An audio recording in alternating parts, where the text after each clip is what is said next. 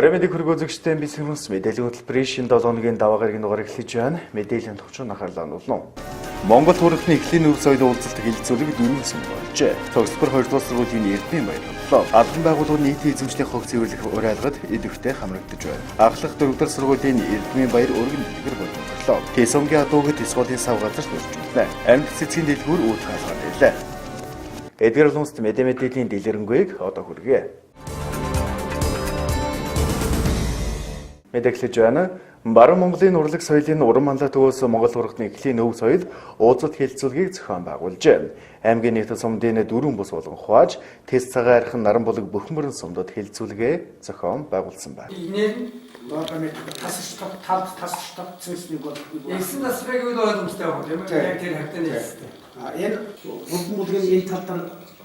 Баруун Монгол урлаг соёлын уран манлай төвөөс Монгол туурхтны эхлэлийн өв соёл уулзалт хэлэлцүүлгийг зохион байгуулжээ. Аймгийн нийт сумдыг дөрвөн бүс болгон хувааж, тэс цагаан архин наран булаг бүх мөрөн сумуудад хэлэлцүүлгээ зохион байгуулсан байна. Уулзалт хэлэлцүүлэгт Увс аймгийн боловсрол соёл урлагийн газар, урлаг судлаачид, соёл урлагийн салбарт ажиллаж байсан Ахмад буурлууд, сумдын урлаг соёлын байгууллага, залуучууд, хүүхэд охчууд өргөнөөр оролцож, эхлэлийн өв соёлыг түгээн дэлгэрүүлэх, цаашид авах хэмжээ, тулгамдж буй асуудлуудын талаар нээлттэй хэлсэн байна. Уран манлай төвөөс эхлэлийг түгээн дэлгэрүүлэх таниулах ажлыг 2013 оноос эхлүүлж улмаар 2016 онд сүмбэрт сургагч багш бэлтгэн ажилласан бөгөөд эдгээр ажлуудынхаа үр дүнг харах, иргэдийн санал бодлыг сонсох, шат дараалан хийгдэх ажлуудын сан санаа ажиллагааг олох зорилгоор сумдын хэлэлцүүлгийг зохион байгуулсан байна.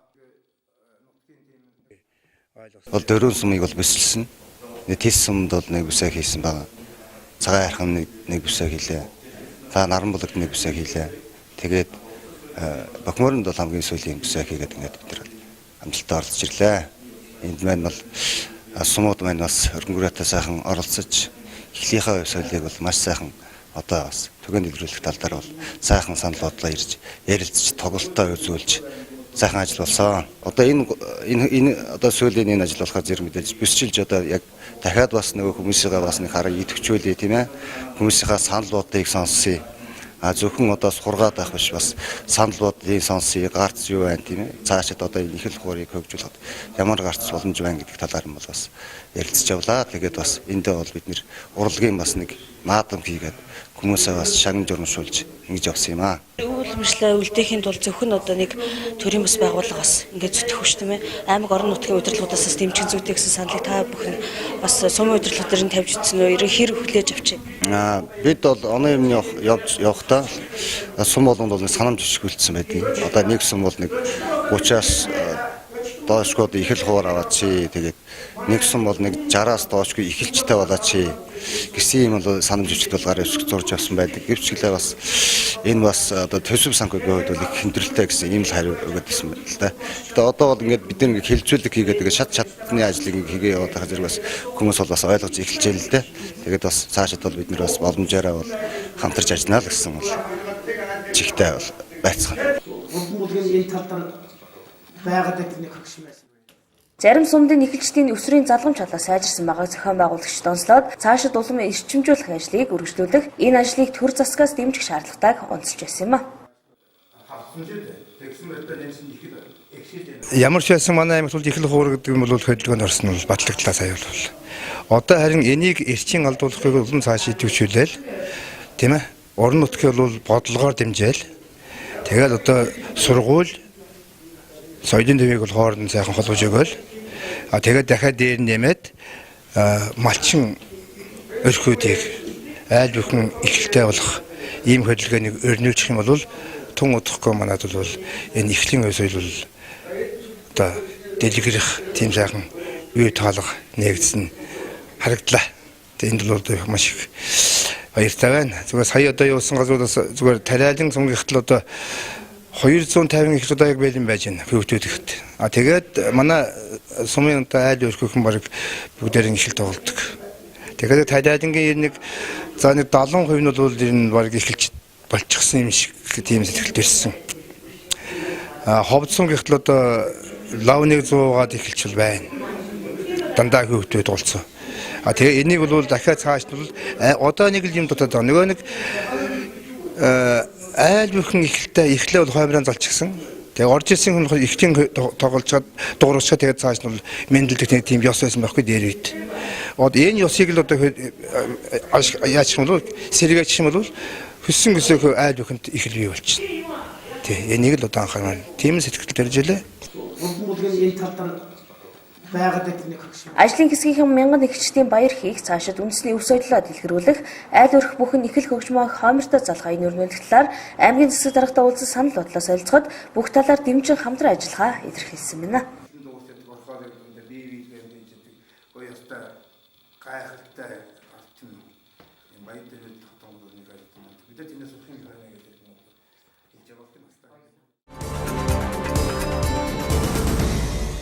Дараагийн мэдээ. Өнөөдөр цогцлбор 2 дугаар сургуулийн 12 дугаар ангийн төгсөгчдийн мөнгө ухны баярлалаа. Цогцлбор 2 дугаар сургууль энэ жил 6 бүлгийн 162 хүүхэд амжилттай төгсөж амьдралын их талаад хөлт явахад бэлэн боллоо. Сурч мэдхийн их тэмүүлэл болсон 12 дугаар анги төгсөж байгаа. Өнөөдөр цогцлбор 2 дугаар сургуулийн 12 дугаар анги төгсөгчдийн мөнгө онгоны баярлалаа. Нээлттэй ажиллагаанд аймаг сургуулийн удирдлагуудаас гадна төгсөгчдийн эцэг их оролцож өргөн хүрээний тэмдэглэлийг хөрвүүлж байна. Энэ жил тус сургуулийн 40 жилийн нөө тохиож байна. Ойн босгон дээр төгсөгчид амжилт хөтөл аримтай амьдралын нэг замд хөл тавин орох гэж байна. Цогцлбор 2 дугаар сургуулийн 161 сурагч төгсөж байгаа бөгөөд Монголын сурагчдын холбооны шагнал Эрдэм оюун алтан медалаар 1 сурагч, шилдэг төгсөгч алтан медалаар 5 сурагч, тэргүүний шилдэг алтан медалаар 5 сурагч, спортлог сурагч алтан медалаар 3 сурагч, авьяаслаг сурагч алтан медалаар 2 сурагч, сургуулийн онц төгсөгчөөр 8 сурагч, сургуулийн шилдэг сурагчаар 34 сурагч тусдаа шалгарч ингрээ медаллаа. Тус сургуулийн төгсөгчдийн хувьд аймаг улсын чанартай олимпиаданд амжилттай оролцож, аймагтаа ихний 3 дугаар байрт бичигдсэн байна. Өнөөдөр ингээд манай Цогцлбор 2 дугаар сургуулийн төвчдөх өдрийн төвчдөх төгсөлтийн 12 дугаар ангийнхан одоо эрдмийнхаа баярыг тэмдэглэж байна. За өнөөдөр манай сургуулийн одоо эрдмийн баяр бол бас боловсон соёл шинжилгээ ухаан спортын сайдын тушаалын дагуу өнөөдөр сургууль дээр бас урлаг спорт мөн одоо шилдэг сурагчтай алдаршуулах ийм хэмжээнд бол зохион байгуулагдаж байна. За энэ одоо эдийн баярын нэг онцлог нь бол бас төрөлх сургуулийн минь одоо түүхт 40 жилийн ойтой бас давхар тохиолдож байгаараа нэлээд одоо онцлог эдийн баяр болж байна. Ингээд өнөөдөр бас эдийн баяраа тэмдэглэж байгаа 12 дугаар ангийн нийт төгсөгчдөө удахгүй болох улсын шалгалтад амжилтаа өгч элсэн шалгалтанд бас өндөр оноо авч хүссэн сонирхсан ихтэй сургуультай элсэн сурагцаараа гэж нийт сургуулийнхаа багш ажилчид хамт олноосоо бас хүсэн өрөөж байна.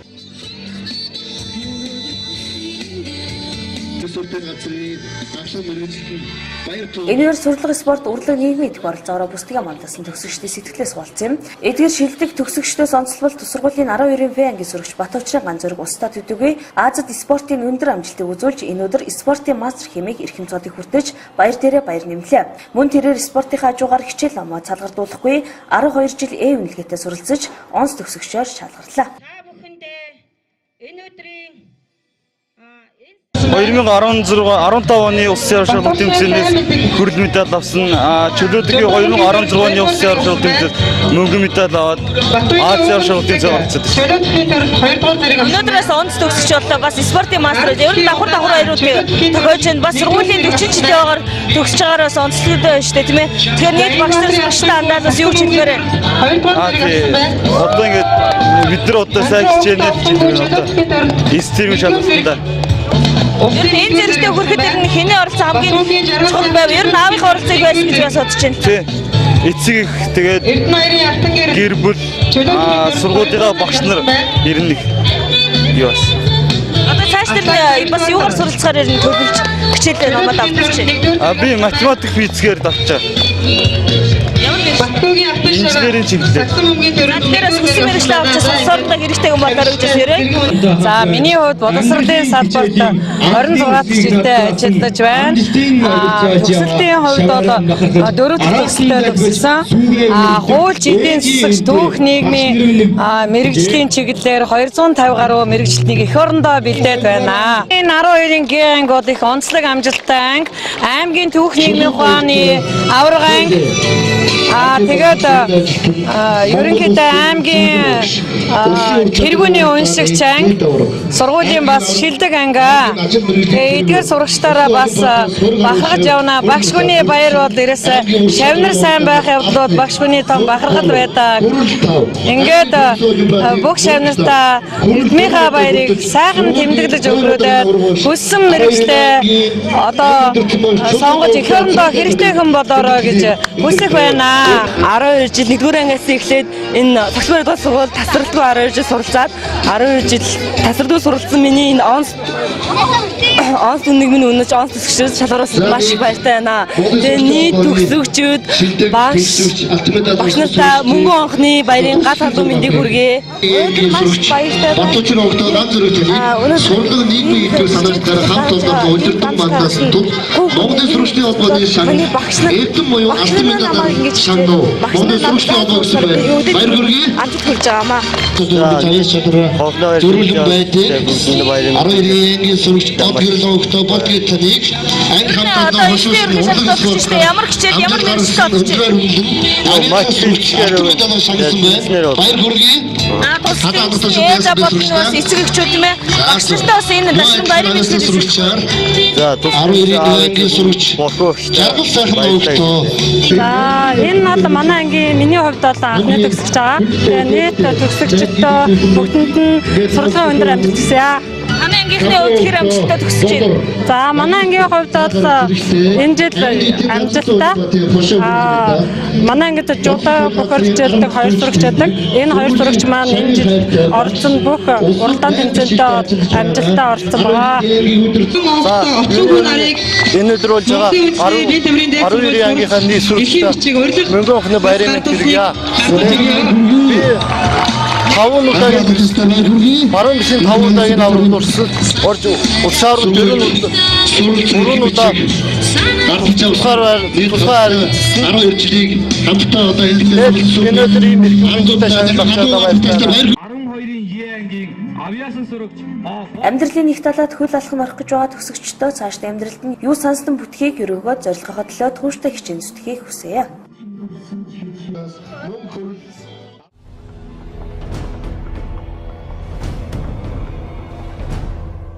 Францын нарийн албан хаадаг гадаадын 2 лигон зэрэг өнгөрсөн баасан гарагт буюу энэ сарын 19-ны өдөр амиа алдсан тухай AFP агентлаг мэдээлжээ. Тэдний нэг нь өмнөд Африкийн 20 гаруй настай зэрэг байсан бол нөгөө нь Монгол Улсын иргэн 28 настай Батхарамж байжээ. Тэд Марна голын орчимдоо 2 хүний заваар сургуульд хийж байгаад орон нутгийн цагаар 11 цаг үед сураггүй болсон тухай зэвсэгт хүчний олон нийтэд харилцаалгаас мэдэгдсэн байна. Тухайн үед Марна голын орчимд гадаад лигон нарын явган цэргийн 2 дугаар хорооны 20 хүний бүрэлдэхүүнтэй баг байлдааны сургуульд хийж явжээ. Цэргэнгээс 10 цаг 53 минутын үед төгшөө зарласнаар аврагч шумбөгчдийн 30 хүний бүрэлдэхүүнтэй баг осол болсон газар шуурхаа ирсэн байна. Тус улсын прокурорын байгууллагаас амиа алдсан сэргүүдийг голын усны ширүүн эргүүлэгдэд зав хөмөрснөөс осолдсон гэж мэдээлжээ. Хамт битэл хийж явсан сэргүүд хамтрагчдынхаа амийг аврахаар ус руу орж тэдний гаргаж ирсэн ч удалгүй амьсгал ураасан байна. Хэрэг гарсан холбогдуулан Франц улсын ерөнхийлөгч Эммануэль Макрон, Балхан малхын яамны сайд Сильби Гулард нар хохирогчдын гэр бүл төрөл төрөксөд хамтран зүтгэгч нартай гүн эмгэнэл илэрхийлжээ. Францын Балхан малхын яамны сайд Сильби Гулард сэргүүд амиа алдсан энэхүү хэргийг мөрдөн шалгах болон хэмээн мэдэгдсэн байна. Улмаар даваа гарагт талигачдын цогцост задлан шинжилгээ хийхээр болсон байна. Талигач Монгол Улсын иргэн Батхарамж Францын аримд албан хаагаад 3 жил болоод байгаа юм. Эхнэр 2 хүүхдийн аав түүний том хүн 7 настай, баг хүүхдэн 2 сартай юм байна. Дэлхийн хамгийн хатуу чанга бэлтгэлтэй тусгай хүчний арим гэгддэг Францын лигонд орох хүнд шалгуурыг тэр бүрд авч тэнцэг хүн ховор юм. Монгол цэргүүд 10 жилийн өмнөөс тус аримд албан хаах болсон ба ур чадвар зэсвратуулчлаараа шалгарсан 50 гаруй монгол залуу алба хааж байгаа юм байна.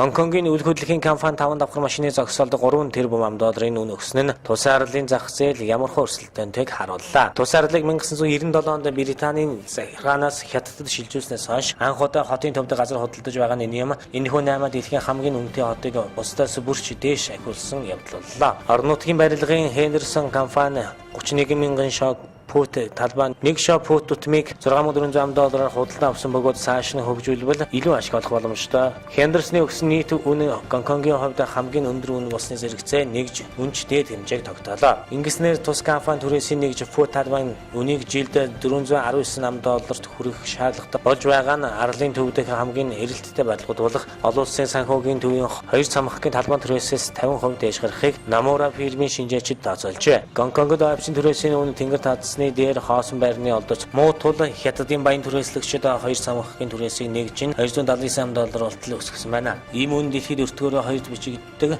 Нью-Йоркийн жишгүүц барилгын түрээсээс 70% дээгүүр юм а. Гэхдээ үл хөдлөлийн шинжээчид Хендерсон ийм үн төлснөний харамсалтай гэхээс илүүтэй газар нэг ховор байгааг бодолцож үзвэл алсын хараатай худалдан авалт болохыг онцолсон байна.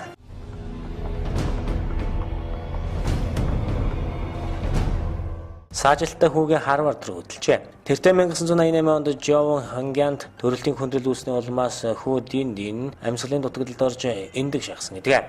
Хүү амьдралсан ч төрөлтийн хүндрэлээс болж тарих нуруу нуусны саажилттай болсон байна. Синхуа агентлагийн мэдээж байгаагаар Хубэ мужийн төрх эмнэлгийн эмчнэр Жовод төрүүлсэн үрээсээ татгалзахыг зөвлөсөн гинэ. Эмчнэр түүнд хүү том болсон ч оюуны хомсдолтой эсвэл насаараа хөгжлийн бэрхшээлтэй чадамжгүй хиндэж хэрэггүй нэгэн болж өсөн хэмээн хэлсэн байна. Гэвч хөгжлийн бэрхшээлтэйг нь үл харгалзан Жов Динийг хайр халамжаар дутаалгүй түүнд байсан бүхнээ зориулж өдий зэрэгтэй болгоно өсгөн хүмүүжүүлсэнд Дин талархад оршгүй. 29 настай Дин ээжийнхээ тусламж дэмжлэгтэйгээр олон ч бэрхшээлийг даван туулж чадсан ба эрдэм номорооч бусдаасаа тэргүүлж чаджээ. 2011 онд Дин Бээжингийн байгууллагын шинжилгээ ухаан инженерийн их сургуулийг бакалаврын зэрэгт төгссөн байна. Үүний дараа тэрээр их сургуулийнхаа дэргэдэх олон улсын хуулийн сургуульд мастраар сурч төгссөн байна. Сургуулаа төгсөөд тэрээр 2 жил ажил хийж ээжтэй тусалсан байна. Гисэн хэдэж Жов хүүгээ Харвард их сургуульд элсэн хожид суралцахыг ятгахжээ. Амьдралд нь тохиолдож байсан бүх саад бэрхшээлийг эцэст Харвардын их сургуульд тэнцэн орсон байна. Дин би хизээж Харвардын их сургуульд элсэн орох хүсэлд илгээж зүрхлэхгүй байсан.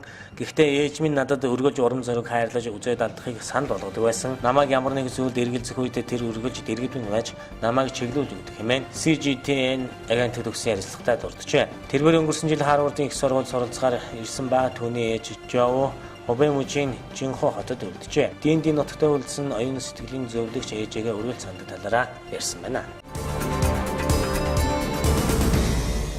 Дараагийн мэдээ. Улаан улсын засаг даргын хамын газраас олон байгууллагууд аж ахуйн нэгжүүдийн дунд хоггүй улаан гомыг зарласан бөгөөд энэхүү аяны хүрээнд 7 хоног бүр нэг байгууллага нийтийн эзэмшлийн талбай хогийг цэвэрлэж байна.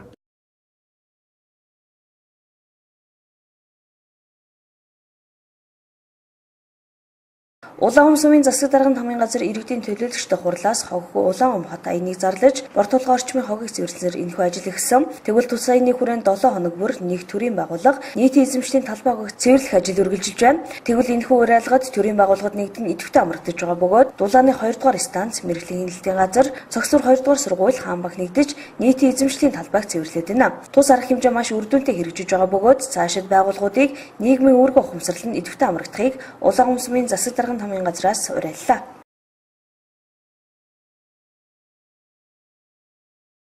За 4 сарын 7-оос эхлээд Улаан сумын засаг даргын хамын газраас хэрэгжүүлсэн хоггүй улаан челленж аян маань өнөөдөр хүртэл сар гаруй хугацаанд амжилттай зохион байгуулагдаж байна. Энэ аянд бас манай агентлаг болон байгууллагуудаас амжилттай өөрийн гэсэн ажилтнаа хүчээ гаргаад оролцож байна. Одоогийн байдлаар Хүүхэд гэр бүл залуучуудын газар, 2 дугаар Дулааны 2 дугаар станц, Хаанбанк мэрэгжлийн хяналтын газар болон одоо өнөөдөр шүүх дуудагдсан байна. Эдгээр байгууллагууд нь бол Улаан сумын нийтийн эзэмшлийн томоохон цэцэрлэгүүд болон борт толгой, өдөл төгтөлтийн талбай гэсэн нэлээд их хог хөрөмтлөгтэй газруудыг бас маш сайн өөрийн хүч хөрөнгөөр цэвэрлэж байгаад бас энэ байгууллагуудад бас баярлж талархснаа илэрхийлье. Тэгээ дараагийн бас челленж дуудагдах байгууллагууд бас тухайн цэвэрлсэн хог эднэр хогоо маш сайн цэвэрлээд бас тайлангаа фэйсбүүкээрээ дараагийнхаа байгууллагууд дамжуулаад боломж байвал телевизээрээ бас мэдээгээ өгөөд хамтарч ажиллаарай гэж хүсэж байна. Энэхүү аян нэгдэж дараа 7 хоногт өөр нэг нийтийн эзэмшлийн талбай хогийг цэвэрлэх байгууллагыг дуудах ёстой бөгөөд өнгөрсөн 7 хоногт Хаанбанкны хамт олон энэхүү уриалгад нэгдэж 42 чуудаа хог гаргаж өөрийн хөрөнгөөр тээвэрлэж хаяж тусдагсан байна. Энэ мэтчлэн байгууллагууд энэхүү уриалгад нэгдснээр Улаан хотын өнгө эзэмж багахан ч гэсэн сайжирч эрүүл орчин амьдрах нөхцөл бүрдэж байгаад иргэд сайшаалтай байна.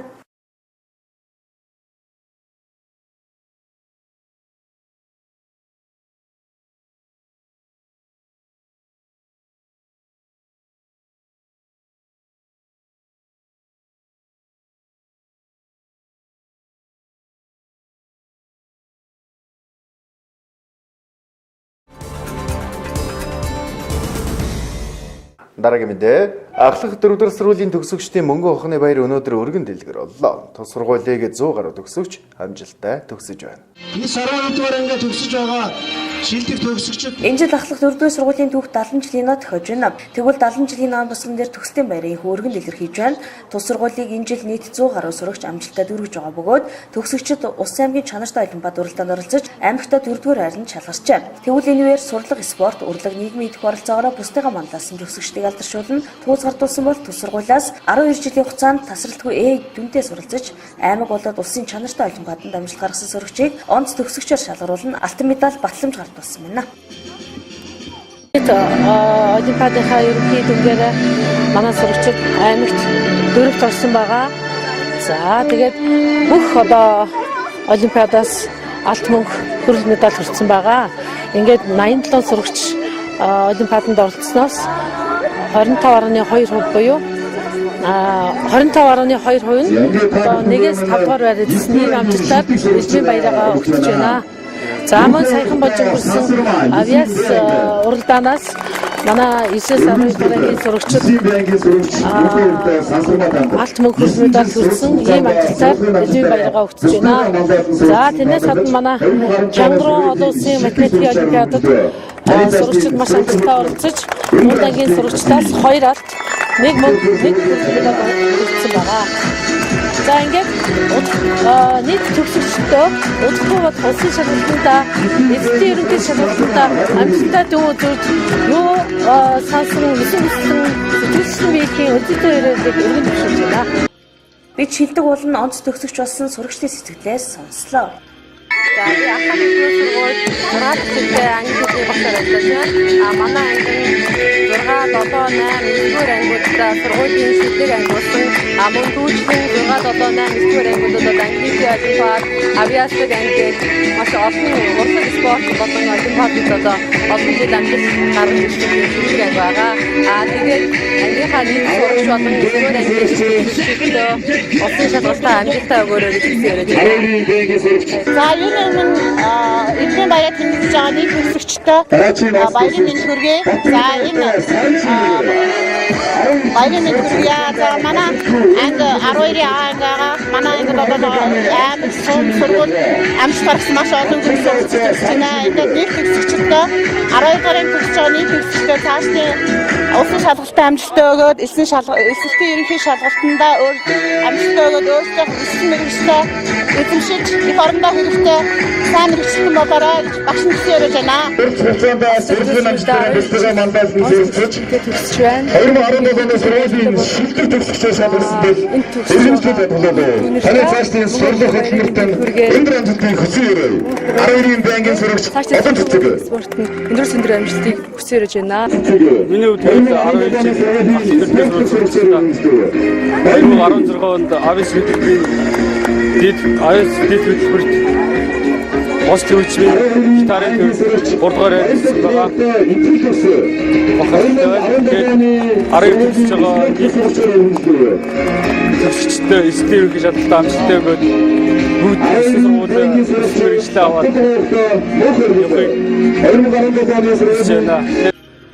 Эрдмийн нэг талаад нэг алхмаар хөл тавьж байгаа төгсөгчдөө цаашдын сурлаг урлагийн замд нь амжилтын дээдийг хүсье.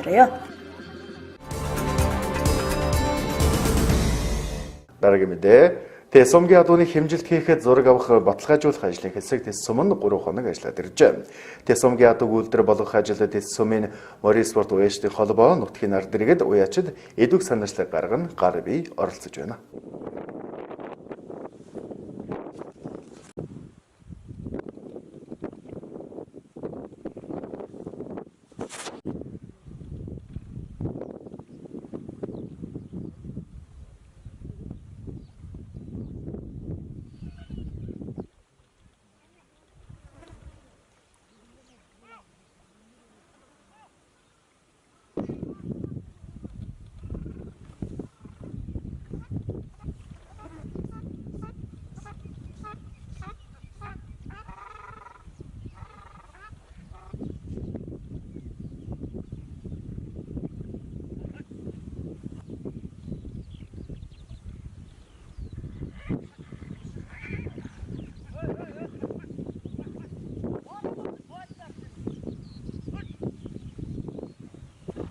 1960 оноос судалгаа шинжилгээний ажлыг хийхдээ дэ сомдон жамс мянган цайван саарл минжид дорж даваагүй байсан гэсэн эрдэмтэд бол судалгаа шинжилгээний ажлыг бол шинжлэх ухааны үндэслэлтэй хөтөлж ирсэн юм байнамаа. Ингээд 1990 онд Монгол одоо үйлдвэр болж бодлохтой бие даасан тес галчаар гэсэн хоёр өмгтөгаар ингэж баталсан юм байнамаа. Энэ тес адууны онцлог шинж тэмдэг гэвэл нутгийн Монгол адуунаас Сэрвэний өндөр нь 1-3 см-ийн өндөртэй ерөнхийдөө чацрахаг чирэг нэгт бие цогцтой нэгж хурдлах чадвар их сайн гэсэн сайн байд юм аа. 1945 он тухайн үеийн Мадажхон яам гэж газар гэж байхдаа судлахад тухайн жилийн улсын баяр наадамд аймагуудын баяр наадамд хурдлсан мордодын хэмжилтийг хийгээд тес сумын ариат бичээчийн буурлагддаг морин 1 км-т 1 цаг хугацаанд туулах чадвараар хамгийн өндөр тоогдож байсан. Энэ адууг одоо ингээд Увс аймгийн тес сумын засаг даргын тамгын газар Увс аймгийн гүнсгöд чухал газар, Увс аймгийн засаг даргын тамгын газрууд бол энэ тесийн адууг бол үйлдвэрлэх судалгаа шинжилгээний ажлыг одоо хийгдээд ингээ явж байна.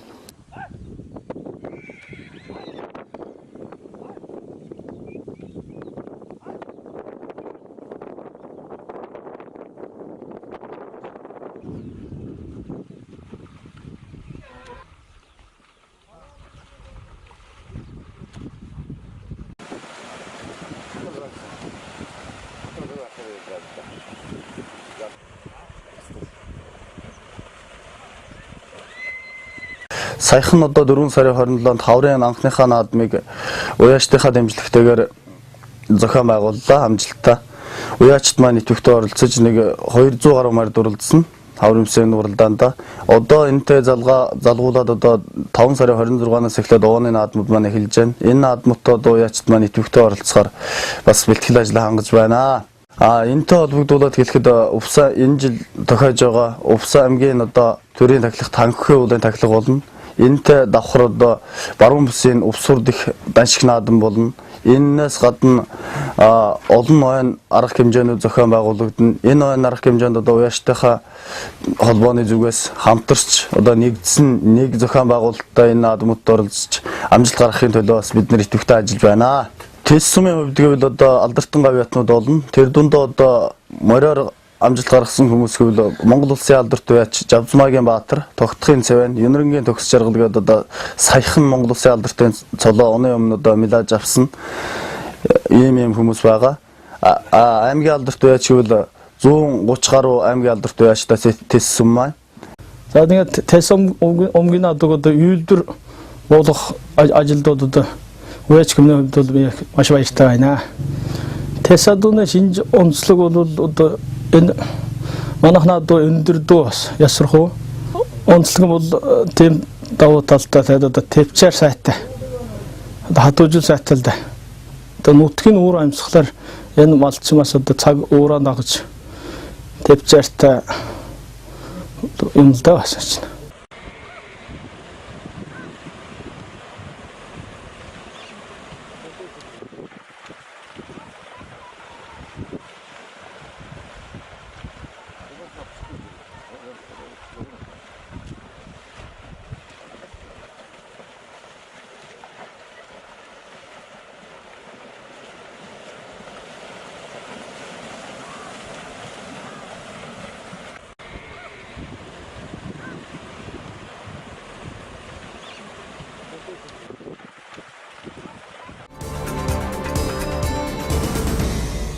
Дараагийн мэдээ. Улаан суманд амьд цэцгийн дэлгүүр нэгдэн үйл ажиллагаа явуулж эхэллээ. Тус дэлгүүр зөвхөн цэцэг худалдаалгаас гадна цэцгийн хэрхэг нь арчлах талаар зөвлөгөө өгч байна. Улаан суманд анхудаа амьд цэцгийн дэлгүүр нэгдэн үйл ажиллагаа явуулж эхэллээ. Тус дэлгүүр хүний эрүүл мэндэд тусдаа 40 гаруй төрлийн тасалгааны цэцэг худалдаалж байгаа бөгөөд хувь хүмүүс болон албан байгууллагууд хүссэн цэцгээ захиалан авах боломжтой байна. Мөн тус дэлгүүрийн хамт олон зөвхөн цэцэг худалдаалахаас гадна цэцэг өрслүүлэх, цэцгийг хэрхэн арчилж ургуулах талаар зөвлөгөө мэдээлэл өгч ажиллаж байна. Энэ хөтөлбөрийн нээсэн инх сар бол экологч мэрэгчлээ бөгөөд байгууллагатай хамтран ажиллаж зөвлөгөө өгөхөд бэлэн байгаагаа хэлж байсан юм а. Сайн бацгаана уу. Ингээд 2014 17 оны 5 сарын 20-нд ингээд энэ цэцгийнхаа дэлгүүрээ нийлээ. Би өөрөө экологч байгаль хамгаалал экологч мөрөгчлөлтэй учраас өөрийнхөө бас сонирхлын хүрээнд цэцгийн дэлгүүр нийлээ. Та манай цэцгийн дэлгүүрт болохоор 30 гаруй төрлийн 50-аад цэцэг байгаа. Тэгээ энэ цэцгүүд болохоор бүгд тасалгааны цэцгүүд байгаа. Тэгээд энэ тасалгааны цэцгүүдэд дагалдаад энэ тэжээл, бордоо, ür болон хорнууд байгаа. Мөн тэгээд эдгээрийг яаж арчлах, зааварчлах талаар бас тухайн хүмүүстэй зөвлөгөөгөө явуулж байгаа. Тэгээд цааш болохоор яг альбом газар хувь хүмүүс болохоор цэцгийнхаа зөвлөгөөгөө ирж аваад бас захиалгаар ийм цэцгүүд авах уулна ингэж өршлүүлэн гэх юм бол бас зөвлөгөөгөө өгөөд бас хамтарч ажиллаж болохоор байгаа. Яг давуу тал гэхээр яг зарим нэг энэ өөртөө ургуулж яг улаангомд байхгүй гэдгээрээ л яг ганц газруудад байгаа ах. Гэхдээ яг төрөлжсөн гэдгээрээ давуу тал болж магадгүй байх. Гэхдээ бас иймэрхүү хүмүүс бас байгаа ажиллаж байгаа газрууд. Зөвлөгөө зааварчилгааг нь өөрийнхөө хэмжээнд зааварчлаад өгч болж байна. Одоо жишээ хүний биед тусдаа ямар цэцгнүүд байна? Хүний биед тусдаа жишээ нь 100 настууд байна. Халуун үе 100 наст байна. Тэгэл гэр оронд энерги өгөх тэгэл хамгийн амархан ургах боломжтой шимтгэлэнүүд байна. Хаан шимтгэлээ зүгээр шимтгэлэнүүд байна. Тэгэл эрэгтэй хүндээлтэй гээл годонхоо эмэгтэй хүндээлтэй нэмэргэн гээл гэр бүл дас жаргал авчирдаг гээл зулсаар хайтна гээл цэцгүүд байна. Бүгдээрээ гэрээ сайхан ногооруулж цэцэгт амьд цэцэг тарж өөрсдөө сайхан энерги авцгаагаар л гэж бодож байна.